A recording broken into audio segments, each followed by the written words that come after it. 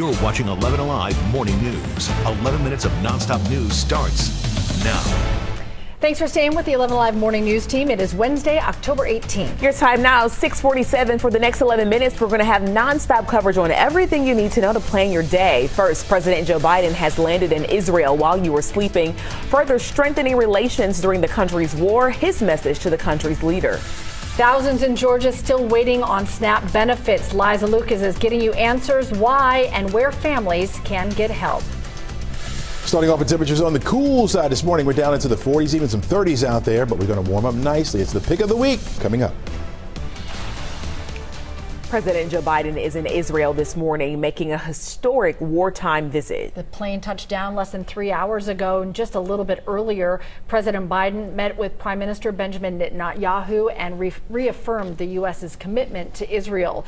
President Biden also weighed in on the deadly attack at a hospital in Gaza. I was deeply saddened and outraged by the explosion at the hospital in Gaza yesterday.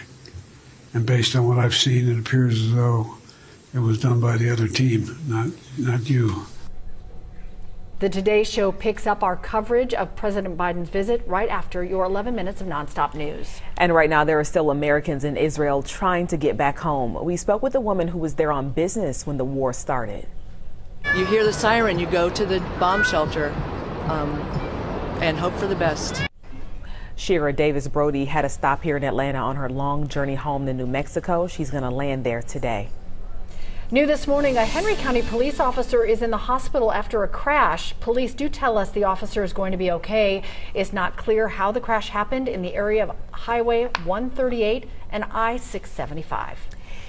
This morning, families across Georgia turning to 11 Alive for answers. Tens of thousands of people still don't have their SNAP benefits. Liza Lucas has been pushing to get you answers for months now. She's joining us in studio this morning with an update.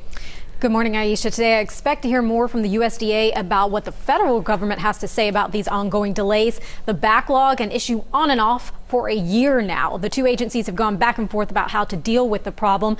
A spokesperson for Georgia Department of Human Services tells me the state continues to prioritize the oldest cases first and offer staff overtime to process cases faster. Now, Georgia was pushing for permission to use bots to help automate some of the process. The state tells me the USDA officially denied one of those requests this month. And letters obtained by 11 Alive federal regulators previously did show some concern that this type of technology could make the situation worse. Now, we have repeatedly asked for an interview with the DHS commissioner to talk through your concerns. I asked again this week. As of now, no response to that request. Chesley.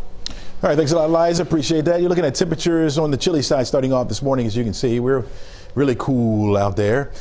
We got calm winds, though. The winds on the calm side, so that's the good news for us. At least we'll be looking at feeling pretty good today. There's your forecast for this afternoon. Looks very, very nice with temperatures getting up to about 70 degrees for an afternoon high. A mild day is what we're going to call it. Sunny and mild as we head into the afternoon. It's going to feel nice, going to look nice. Enjoy it, folks, because you know it's not going to last, right? Take a look. We do have nothing. I mean, absolutely nothing going on throughout the southeast. Dual high pressure has been in our vicinity and will continue to be the case for the rest of the day. You can't see it on the map right now, but back off to the west of us, there is a cold front that's going to make its way into the area, which will increase our cloud cover, especially as we head into tomorrow. And then it will bring us the rain as we head into, we'll say Friday, the wee hours of the morning on Friday. But it will quickly move through and drier air will work back into the area. We have the dry air in place right now. You get indicated by that purple that you see and the blue around.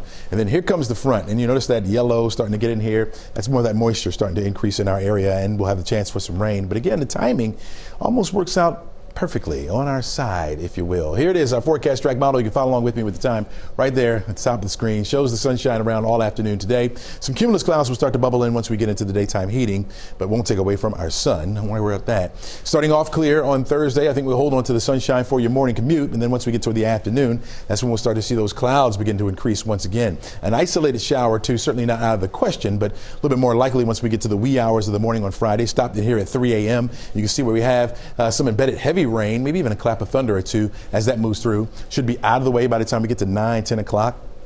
We'll hold on to the clouds at least through noon, and then after that, they're out of here. So we'll get some sunshine on the back end of Friday, looking pretty good too, with our temperatures back into the 60s behind that front. So we go from 70 today, 71 degrees by Thursday.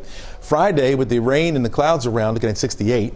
We'll do it again on Saturday under mostly sunny skies, but by Sunday we rebound. A 10 on the wazometer with 70 for the high, and we'll hold on to that as we slide into next week. Today, a DeKalb County elementary school will have grief counselors on hand after one of its students died in an apparent murder-suicide. 2 adults and a 7-year-old child were found dead on Briarcliff Road. The school district confirmed the child went to Sagamore Hills Elementary School. The school's principal emailed a letter to parents and staff saying the district will help support students and staff as long as it's needed. The family of a former Fulton County inmate killed in custody will hold a news conference in just a few hours. Davian Blake was stabbed to death in August. Attorneys are seeking answers and justice as they push for charges at the Fulton County Jail. Also in Fulton County at the jail, we have learned 34-year-old Samuel Lawrence died by strangulation. The family released his autopsy report, saying the sheriff's office failed to protect him. Jury selection begins Friday in the trial of 2 people accused of conspiring to overturn the 2020 election, along with former President Trump. Sidney Powell and Kenneth Chesbrough asked for a speedy trial, so they're going to be tried separately. 11 Alive's Jerry Carnes is here to bring us that update this morning. In just 2 days, on Friday, 450 potential jurors will be called into the Fulton County Courthouse. They'll fill out questionnaires to mark the beginning of the jury selection process in this historic case. Powell is accused of taking part in a data breach at the Coffee County Election Office while working on behalf of former President Donald Trump. Kenneth Chesbrough is charged with taking part in the so-called fake elector scheme, where 16 people signed documents falsely claiming Mr. Trump won the 2020 election. Both Powell and Chesbrough filed documents asking Judge Scott McAfee to dismiss the charges against them, but Judge McAfee ruled the 2 failed to prove a defect in their criminal indictments, opening to the door to the start of jury selection. If lawyers can't select 12 suitable jurors out of the initial group of 450, another 450 potential jurors will be called in next Friday. Judge McAfee says his goal is to have a jury sworn in before November 3rd. Aisha. Clayton County Commissioner is rejecting a plan to fund some major improvements at the county jail. It is an update to a story we first brought you yesterday. So when they brought up that motion last night at the meeting, no commissioner stepped up to second it.